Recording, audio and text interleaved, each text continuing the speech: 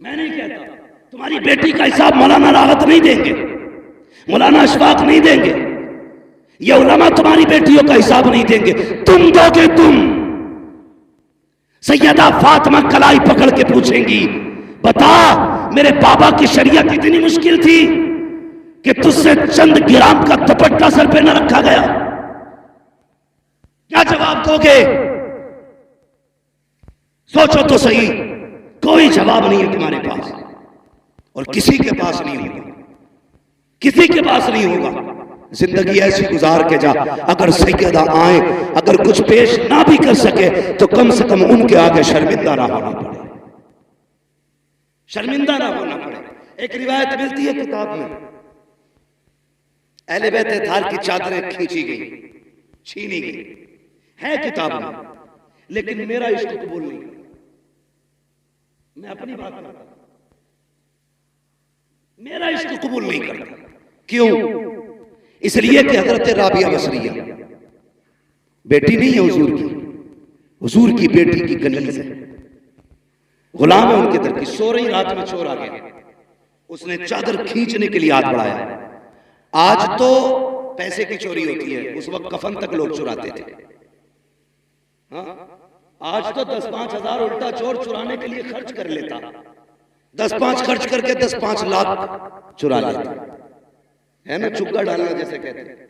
तो ये सिस्टम आज होता है, लेकिन पहले कपड़ा ही मिल गया, बड़ी बात। राबिया बसरिया सो रही, चोर आया, हाथ बढ़ाया, आंखों के आगे अंधेरा, डर के छोड़ दिया, फिर हाथ बढ़ाया, फिर छोड़ दिया, 3 बार किया, चौथी बार हाथ बढ़ाना चाहता था, आवाज आई, नादान देख नहीं रहे, राबिया बसरिया सो रही है मगर इसका खुदा जाग रहा है, खुदा जाग रहा है, कोई चादर नहीं छीन सकता। ओ भाई मुझे बता, अगर राबिया की चादर रब नहीं छीनने देता तो अली की बेटी की चादर कैसे छीनने दे सकता? जबकि उनकी इज्जत और उनकी तहारत की हिफाजत का जिम्मा मेरे रब ने लिया।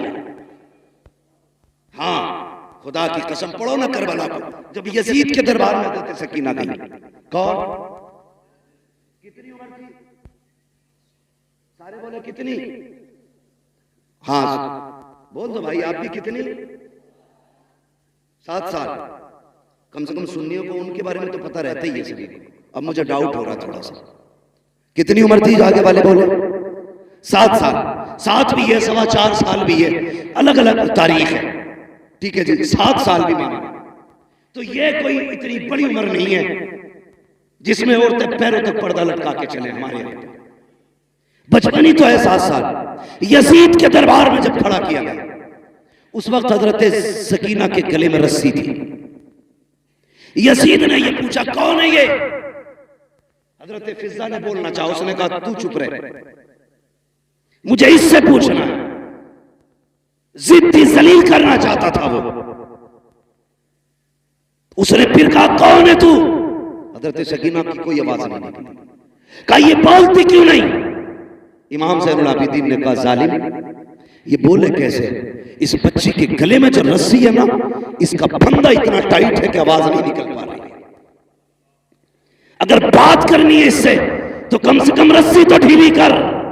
एक ही यजीदी आगे रस्सी खोलने बढ़ा, सुनना प्यारे तेरी बेटी बाजार में कहां कहां ना गई, कितने मर्दों से बाजू टकराए, कितनों के हाथ लगे, कितनों की नजरें पड़ी हैं। देख अपनी बेटी को और देख हुसैन की बेटी को। एक ही यजीदी गले का फंदा ढीला करने के लिए आगे बढ़ा, दौड़ लगाई, इमाम ज़ैनुल आबिदीन के कदमों से लिपट गई। उसने कहा ये कैसी बच्ची है, अपने गले का फंदा ढीला नहीं करने देती।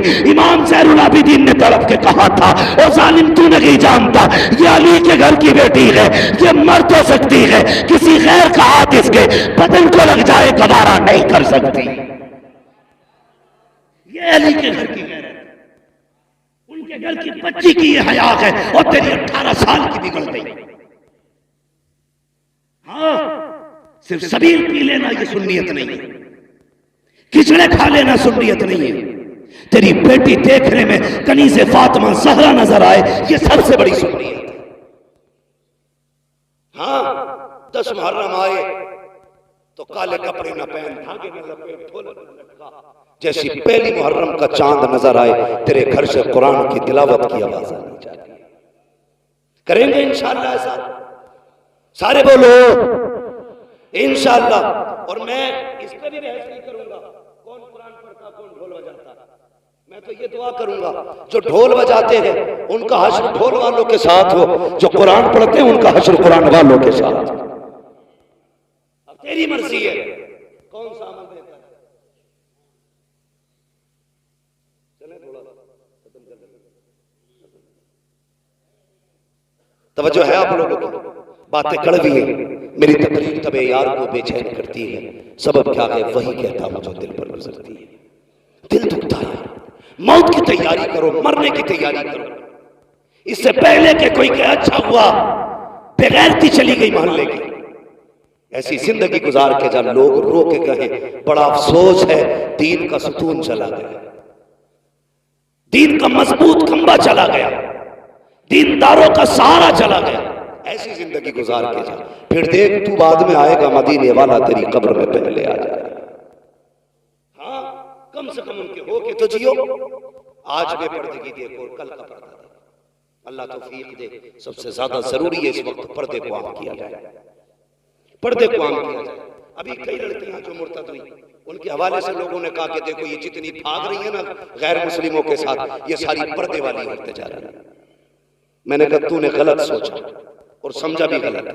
ये जितनी भाग रही है ना ये पर्दे वाली नहीं, ये सारी बेपर्दा। का तुमने नहीं देखा फला स्कूटी पे नकाब में थी, फला होटल में नकाब में थी, उस रोड में नकाब में थी, फला जगह नकाब में थी। मैंने कहा सुन, अगर इसने बचपन से नकाब पहना होता ना तो आज किसी कुत्ते के बिस्तर पे नहीं होती। आज ये अपने ऐब को छुपाने के लिए नकाब का सहारा ले रही है। क्या कि अच्छा होता इसने बचपन से नकाब पहना होता, खुदा की कसम ये नापाक के बिस्तर पे नहीं होती, ये भी जन्नती होती। और जिसके बिस्तर पे जाती वो बिस्तर भी जन्नती का बिस्तर होता। मगर हुआ परवरिश गलत की, लुक़्मे हराम के खिलाए गए, औलाद को दीन शरीयत नहीं बताई गई, इसलिए उसे भगवान खुदा में फर्क नहीं। ख्याली बातें लगी उसे जन्नत की, और हमारी अभी टोपियां नीचे नहीं हुई, हम अभी भी टांगे खींच रहे हैं, एक दूसरे को जलील करने पे लगे। बचाओ यार उम्मत को, उम्मत डूब रही है। अल्लाह तौफीक दे तो एक दूसरे का सहारा बनो, सहारा बनो। और तुमसे गुजारिश है, दिल तो तब दुखता है जब सगा चाचा यतीम भतीजियों की जिंदगी में आग लगाता है। यह भी हमारे माशरे का एक है।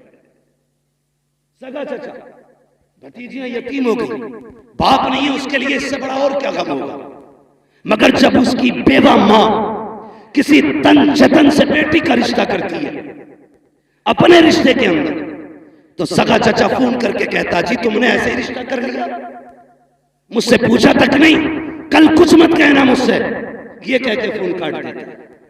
बस इतना काफी होता है, एक यतीम बेटी की जिंदगी में एक और तूफान आ जाता है। मैं उन चचाओं से गुजारिश करूंगा, अगर यतीम बेटी का सहारा ना बन सको तो कम से कम उनकी मुसीबत का सबब भी ना बनना। जैसे तेरी अपनी बेटी वैसे तेरे भाई की बेटी है। आज तेरा भाई नहीं तो तेरी जिम्मेदारी है। और अपनी भतीजियों को जलील करने के लिए फोन करके कहता ससुरालों में ला तो रहे बारात मिलने वाला कुछ नहीं है। शर्म आनी चाहिए। सिर्फ 10 दिन के लिए मुसलमान बनते हैं हम, बाकी दिन की जिम्मेदारी और हिसाब कौन देगा? इतने जालिम मुआशरे में जी रहे हम लोग, सगा चचा भतीजियों का नहीं। बदलो अपने आप को और सीने में दर्द पैदा करो। अगर एहसास नहीं आपके सीने में तो दिल नहीं है, तुम्हारा सीना कब्रिस्तान है। एहसास पैदा करो, इसमें दर्द पैदा करो। फरमाया गया अगर तेरा दिल पत्थर है तो 2 काम किया कर, नंबर 1 कुरान पढ़ा कर, नंबर 2 यतीमों पर शफकत किया कर। तेरा दिल नरम हो जाए। लेकिन दिल पत्थर हो गए कोई मसला नहीं है, कोई मतलब नहीं। खुदा की कसम पर्दा समझना तो तुझे बताऊं पर्दा, जरा कह दे या रसूल अल्लाह। मैं सारी बात अली के घर से कर रहा हूं, हजरत अली के घर से। अल्लाह का शुक्र हम बरेली वाले, हम हजरत अली को भी मानते हैं, हजरत उस्मान गनी को भी मानते हैं, हजरत उमर को भी मानते हैं, हजरत अबू बकर सिद्दीक को भी मानते हैं। हम सबको मानते हैं इसलिए कि हम बरेली वाले। और आला हजरत ने तो हमें एक सबक दे दिया, अहले सुन्नत का है बेड़ा पार अस्हाबे नुजूम। नज्म है और नाव है इतरत रसूलुल्लाह की। हाँ भाई, अपने आप को बदलें और कोशिश ये करें कि एक दूसरे का दर्द बांटेंगे, किसी की बेटी के कपड़े नहीं नोचेंगे, किसी को जलील नहीं करेंगे, अगर मदद ना भी कर सकते तो किसी से खुशियां नहीं छीने, किसी को यतीम देखा करो, शुक्र अदा किया करो और अपनी बच्ची समझ के उसके सर पे हाथ रखा करो।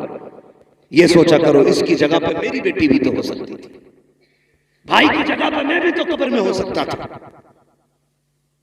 कभी भी यतीम भतीजियों को अपनी बेटियों से अलग न समझना, क्योंकि हमारे दीन ने हमें क्या कहा, फरमाया अगर बाप नहीं है और तू चाहता बाप की खिदमत का अल्लाह तुझे सवाब दे, फरमाया फिर चचा की खिदमत किया कर। रब ने बाप के कायम मकाम चचा को रखा है, तो फिर चचा की जिम्मेदारी नहीं है भतीजियों का ख्याल रखे? बोलो है कि नहीं? जिम्मेदारी है ना फिर चचा की कि भतीजियों का वो ख्याल रखे, पर्दा दे के अल्लाह को। ये करबला शरीफ का सफर मुकम्मल जब हुआ था तो इसकी जब वो नापी गई ना लंबाई, तो मुअर्रिखीन ने तहकीक की तो 5600 मील मुसाफत बनी है इसकी, 5600 मील। इतना लंबा सफर सैयदा ज़ैनब ने किया, अली की बेटी ने। और यार खाली चल के नहीं आई है, दुखड़े रो के नहीं आई है, सफर करती आई है, कुरान पढ़ती आई है। जब ये सफर मुकम्मल हुआ था सैयदा ज़ैनब के 72 कुरान मुकम्मल हो चुके थे। ये है कुरान वाले लोग, ये है कुरान वाले लोग। हमें तो घुंघरू बांधने से कब खोलोगे कुरान को? भाई एक बात और कह दूं, बुरा ना मानना, बड़ी बात है छोटा मुंह, ये बात कह रहा हूं। अली के और भी बेटे थे, लेकिन नेज़े पे कुरान सिर्फ हुसैन ने पढ़ा। और भी बेटे थे, अली के सारे बेटे शान वाले, हाँ हजरत अली के सारे बेटे शान वाले, लेकिन नेज़े पे कुरान हुसैन ने पढ़ा। दुनिया कहती है हुसैन का कमाल है, मैं कहता हूं ये सैयदा फातिमा ज़हरा का कमाल है। इसलिए कि उन्होंने बच्चों की परवरिश ही ऐसी की थी कि झुलाती थी तब कुरान सुनाती थी, दूध पिलाती थी तब कुरान सुनाती थी, एक एक लम्हा कुरान सुना के गुजारा। जब उन्होंने बचपन में माँ की गोद से कुरान सुना था तभी तो नेज़े पे चढ़ के कुरान पढ़ के सुनाया था। आज माए ड्रामे देख के बच्चे पाल रही है, तो बच्चे क्या करें? डांस करेंगे मुहर्रम के नाम पे, तमाशे करेंगे सुन्नियत के नाम पे। वो बच्चे बेगैरत हैं जो अपने दीन को नहीं समझते, उसका मजाक बनाते हैं। वो माए कामयाब माए नहीं है जो अपने बच्चों को दीन और शरीयत की तालीम न दे सके। इसलिए मेरी गुजारिश है अपने बच्चों को दीन सिखाएं। हजरत सैयदा ज़ैनब ने पूरा सफर किया, लेकिन बेपर्दा नहीं, पर्दे के साथ किया था, पर्दे के साथ किया था। आखिरी वक्त जब विसाल का आया, हजरत अब्दुल्लाह इब्न जाफर तैयार ने कहा था ज़ैनब, मैं जानता हूं नाना की शरीयत यह है कि औरत बीमार हो जाए तो तबीब को हाथ दिखा सकती है। हजरत सैयदा ज़ैनब ने क्या कहा था? कहा यह शरीयत है मुस्तफ़ा की, मुझे तस्लीम है, लेकिन एक सबक मैंने करबला में अपने भाई से भी सीखा था। कहा क्या?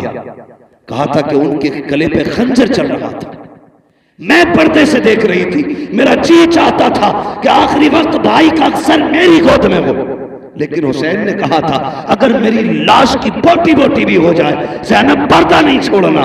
का एक शरीयत वो है जो तुम मुझे नाना की बता रहे हो, एक वो है जो हुसैन ने बताई है। कहा हम अली के घर वाले हैं, हम मर सकते हैं लेकिन डॉक्टर को भी हाथ दिखाने नहीं जाए। अब पता तेरी मेरी बेटी का क्या मामला होना चाहिए, इसलिए पर्दे को लाज़िम करेंगे इंशाअल्लाह। अल्लाह ताला हमारे इनकी नस्ल को करबला वालों का सदका अता फरमाए, इमाम ज़ैनुल आबिदीन की खैरात अता फरमाए, मुस्तफ़ा जाने रहमत की औलाद का सदका अता करे। याद रखिएगा काम इतने अच्छे इमरान भाई कर गए हैं, कोई हाथ ना भी उठाए उनकी कब्र में जन्नत की खिड़कियां खुली रहें।